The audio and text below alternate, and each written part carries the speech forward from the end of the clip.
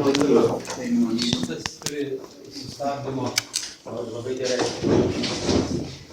Mano anūkėlės labai skiria televizorių, tai negali sustabdyti. Ir tada, jeigu jau koks filmas, tai būtų nešiuk. Kompiuterį gali sustabdyti, tai jie nesipriešins. Jungi pauzę. Apie ką čia tas filmas?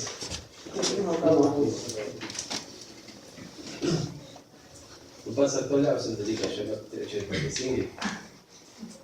Aš atsiprašau, kad čia įsivežiu.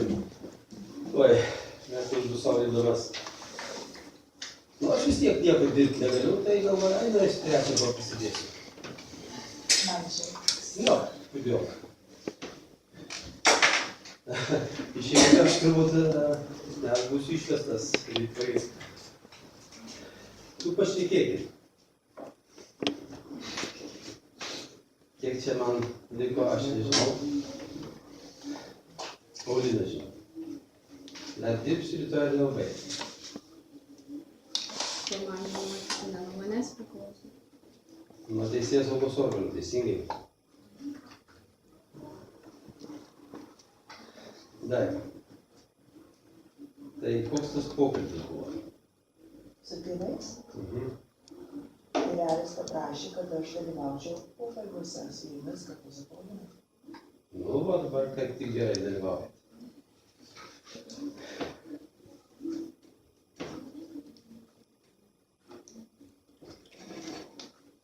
Jie nebežinau, ką sakyti.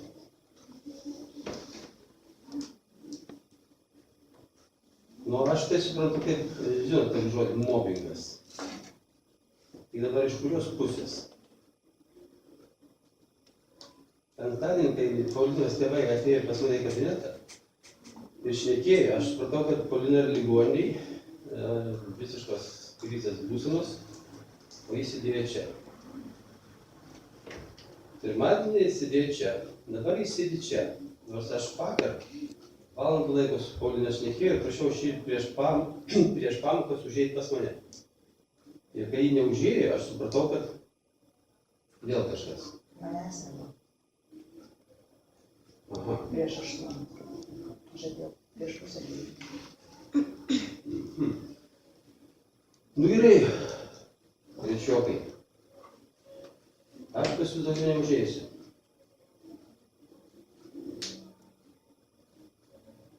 Nes, Lukai, aš vis tiek nesu visagalė.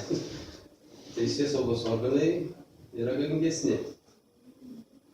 Tas mobbingas dabar gali, ne tai gali, bet panašu, kad bus iš Paulinos tėvų pusės priskirtas man. O aš manau, kad tai yra absoliučios patyčios iš manęs ir iš gimnazijos. Nu, aš neslėpsiu vėl, pradėti nervintis, pasitikrinti rankų drebėjimą. Nu, jeigu aš nesu visiškai nei jaunas, nei labai sveikas. Ir aš galvoju, nu, ar to tikrai reikia man? Gal aš geriau eisiu iš čia, iš vis. Jeigu čia tokio, nu, bus kitas direktorius palaikė. Nesureikšminu. Kartais net galvoju, su žmonėmis tarėmės, kad, nu vis tiek, kažkaip visada baigėsi. Ir galvoju, o kaip geriausiai, kad tas viskas baigėsi. Aš, pavyzdžiui, esu rašęs savo svetainėje, nu kaip gražu, kai koks nors senelis numiršta, gelbėdamas vaiką iš deginčio namo. Ai, tiesiog prabangu. Bet tik pats nepasirinksi. Nežinau, visai nebežinau. Tai pirmas atvejis per 4 amžius, kad niekada nėra buvę. Aš nežinau, kas yra Paulinos tėvai, bet aš tikrai žinau, kad jie labai arti prezidentūros. Nes kitaip aš neįsivaizduoju, ar taip galėtų. Man rūpi, aš čia sakau dar kartą, aš čia daugiau niekada neužeisiu. Baigite jūs savo mokslus, kaip norite. Aš eisiu pas 3A, 4B. Nieko tokio. Tu negali peržengti per save, bet jūs pagalvokit, jūs visi pagalvokit apie tai, kas čia darosi. Viena šeima pakeičia gimnaziją ir mūsų. Aš noriu ir taip bus. Jokios taisyklės negalioja. Pašnekėkit. Tai kas čia buvo dėkui? Nu kaip, Paulinas sėdi ir yra pašalintas iš gimnazijos. O jis sėdi pamokose ir aš supratau, kad jums tėvas pasakė, mokosi ir mokysis. Nu tai o kaip dabar pasakyti man visiems likusiems 25 spalio ateis MLT nauji ir aš pasakysiu pas mus 4 taisyklė, sakys, žinom.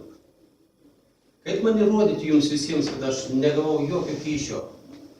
Nes aš pats nė už ką nepatikėčiau, kad visi buvo apie 30, aš suskaičiavau, buvo pašalinta per 25 metus. Jie buvo pašalinti, o Paulina negali būti pašalinta. Todėl, kad, ir čia kiekvienas normalus žmogus pasakytų, Jurgi, tu net čia nevadink, labai jo tyro. Aš galėčiau dabar kreiptis į teismą, pasakyti, kad Paulinos tėvai šantažuoja mane, kad aš gavau kyšį. Man atrodo, kad juridiškai tai tik tai taip gali būti interpretuoti. Nes, aš neturiu jokio paaiškinimo, kaip galima nepašalinti ir nieko nebegalėti padaryti. Paulina, tu turi didelį džiaugsmą, gali perduoti tėvams, aš dabar visiškai nieko nedarysiu. Aš tau pasakiau, tėvam pasakiau, aš tik taip pasakosiu visiems tą istoriją. Nes tą istoriją turi žinoti visi, kad būna net taip. Jeigu negali dabar, tas yra žodis negeras, nepašalinama iš gimnazijos, sako, išmeti iš gimnazijos. Tai dabar aš prieinu ir išmetu pro langą Pauliną. Tai va, tai vienintelis ko gero variantas, kurį galėčiau, bet aš net nepakelsiu. Tai vat matot, kaip kartais susidaro situacija, aš nežinau, kodėl taip. Aišku, galima būtų didžiuotis, Paulinas sako, aš labai noriu čia būti. Aš vakar galvojau, kad po tų visų pokalbių aš labai nenorėčiau būti, ne už ką sutikčiau būti. Aš pasakau tėvam atvejį, jums pasakau atvejį apie signataro anūkę. Pasakau, visi nepasakau. Nu, jūs turite žinoti. Čia buvo panašus atvejis, bet jis paėgėsi visai kitaip. O dabar senaties terminas gali pasakyti, signataro anūkė pakėlė telefono ragelį steigėjas ir pasakė, priimti reikia šitą mergaitę gimnaziją. Aš sakau, ne, mes turim taisyklės, kaip priimti. Ir pasakė, ne, reikia priimti. Aš sakau, aš nesu visagalis. Jūs teigėjate, jūs galite priimti. Ir jie priėmė ją. Jie priėmė, bet aš atėjau į klasę ir pasakiau, kad ji nėra mūsų priimta, yra steigėjų priimta. Finalas. Po 3 mėnesių mama atėjo atsiimti tos anūkės. Ir mes sėdėjom kabinete ir ilgai šnekėjom, todėl, kad jis sakė, absoliuti blokada. Klasė paskelbė tokią blokadą, kad tas mergaitės, kuri buvo švelni, gera, protinga, darbšti, mokyta, jos nervai neišlaikė, pateko visiškai nervinę krizę. Ir tada aš gal, ir Paulinai vakar daviau valerinos ir dabar nuėsiu ir vėl išgersiu. Pas mane visą laiką ant stalo valerinos. Bet tai mamai, kuri gydytoja ir tėtis gydytojas tos mergaitės. Aš sakau, tai, sako, jie naktimis nemiega, verkia, sakau, tai gal prieš naktį duokit, sakau, valerinos tabletę. Ir čia mama mane nukirto, sako, tai kas geriau, ar tabletę duoti, ar mokyklą pakeisti? Aš sakau, žinoma, tabletę duoti. Jis sako, žinoma, mokyklą pakeisti. Ir viskas. Ir atsijai. Išėjo. Sutikau tą mergaitę po poros mėnesių tiesiog gatvėje, jokio pykčio jį nejautė. Man tai patiko. Mes išmetėm, pašalinom abiturientą. Spalio ar lapkričio mėnesį. Po metų aš sutikau tą abiturientą fakulteto valgykloje, jis prisėdo prie mano stalo, aš buvau sužavėtas. O prieš tai mama ten visur rašė, kad jis gerai išlaikė valstybinius egzaminus. Sako, matai, kokius išmetėt. Taigi istoriją čia galėčiau pasakoti, bet ką tai duoda? Tai nieko neduoda. Tai dar vieną pasakau Paulinai. Tadas Miniotas, to Minioto, kuris apiplaukė kažkokią jachtą, laisvę ar kokią pasaulį, sūnus, klasiai. Visiems matant, atsistojo ir prisiekė, kad jis nerūkė. Po pusmečio jis buvo studentas, jis ten prie fakulteto stovėdamas užsirūkė ir aš ėjo į fakultetą, jis demonstratyviai išpūtė pro čia, pro ausis, pro nosį, aš nežinau, pro dūmus, parodydamas, jis tobulai rūko. Tadas Miniotas. Būkite pažįstami. Sutiksit kada nors, žinokit, davęs melagingą priesaiką. Bet aš daugiau nieko negaliu padaryti, galiu pasakyti, kad Nauris Pilkionis, skolingas 50 rublių gimnazijai, vos neužpuoliau Martyną Pilkį supainės per šeštadienį, Pilkionis ar Pilkis, ne, Pilkis tai kitas atvejis, penki valstybiniai pirmas laikės. Aš tokio neturiu kitos gynybos priemonės kaip viešumą.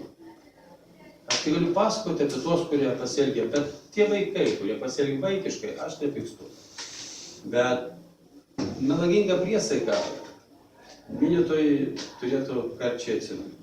10 rublių Matišulis, Pilkiui dovanoti, bet Pilkionį, ne Pilkį.